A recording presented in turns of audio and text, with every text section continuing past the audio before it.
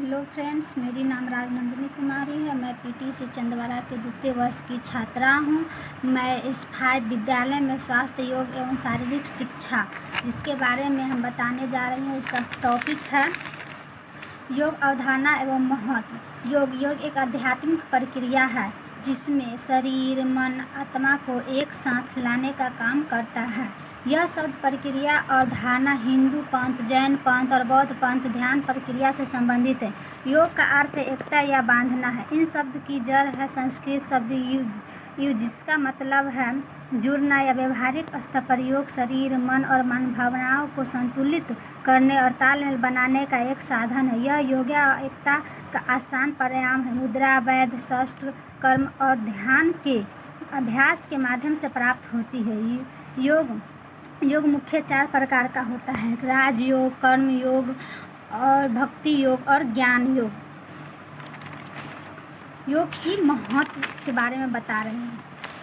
प्राचीन काल में विद्या सन्यासियों या मोर्ग के साधनों के लिए ही समझी जाती थी तथा योगाभ्यास के लिए साधक घर के त्याग कर वन में जाकर एकांत में वास करना होता है। इसी कारण योगाभ्यास को बहुत ही दुर्लभ माना जाता था, जिससे लोगों को यह धारणा बन गई थी कि यह योग अभ्यास व्यक्तियों के लिए नहीं है, जिसके फलस्वरूप यह गतिविधियों या धीरे धीरे लुप्त होती गई। परंतु पीछे कुछ वर्षों में समाज में बढ़ते तनाव, चिंता, प्रतिस्पर्धा या ग्रस्त लोगों को इस गोपनीय योग से अनेकों लाभ प्राप्त हुए हैं और योग को विद्या एक बार पुनः समाज में लोकप्रिय होती है। आज भारत में ही नहीं बल्कि पूरे विश्व में योगा विद्या के अनेक शोध कार्य किए जा रहे हैं और इसमें लाभ प्राप्त हो रहा है। योग के इस प्रचार प्रसार में विशेष बात यह है कि यहाँ यह योग जितना मार्ग को पथिक के लिए उपयोगी था, उतना ही साधारण आधुनिक मुख्य के लिए भी महत्व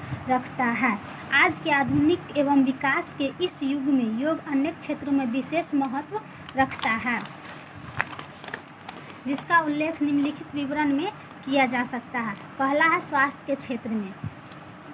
वर्तमान समय में भारत ही नहीं अपितु विदेशों में भी योग की स्वास्थ्य क्षेत्र में उपयोगी किया जा रहा है। स्वास्थ्य क्षेत्र में योगाभ्यास पर हुए अनेकों शोध आए सकारात्मक परिणामों से योग विद्या को पुनः एक नई पहचान मिल चुकी है। आज विश्व स्वास्थ्य संगठन का बात मान चुका है कि वर्तमान में तेजी से फैल रहे मनोदैहिक रोगों में योगाभ्यास विशेष रूप से कारगर है। विश्व स्वास्थ्य संगठन का मानना है कि योग एक सुव्यवस्थित व वैज्ञानिक जीवन शैली है, जिससे अपनाकर अनेक प्रकार के प्राणाघात रोगों से बचाया जा सकता है। दूसरा है रोगापाचन के क्षेत्र में।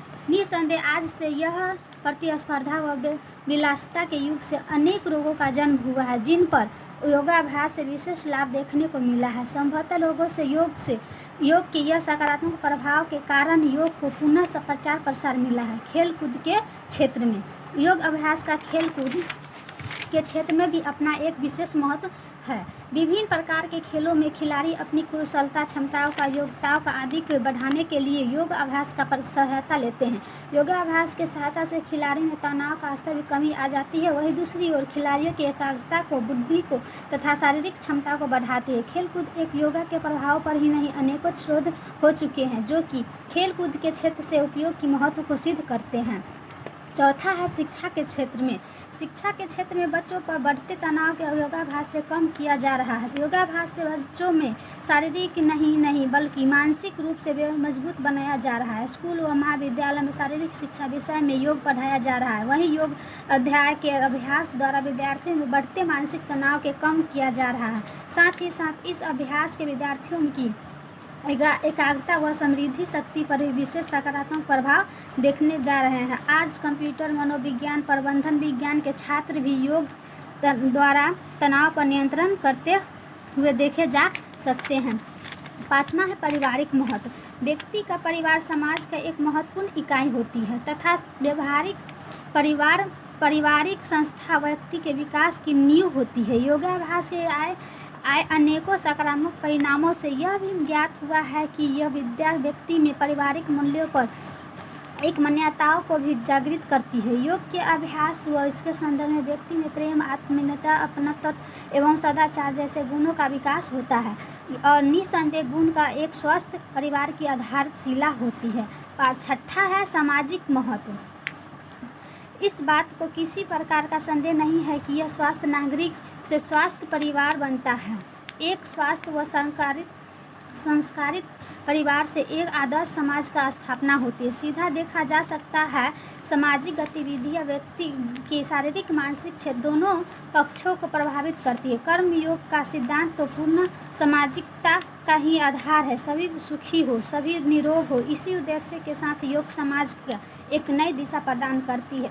इसी पर अपना टॉपिक समाप्त करती हूँ। धन्यवाद।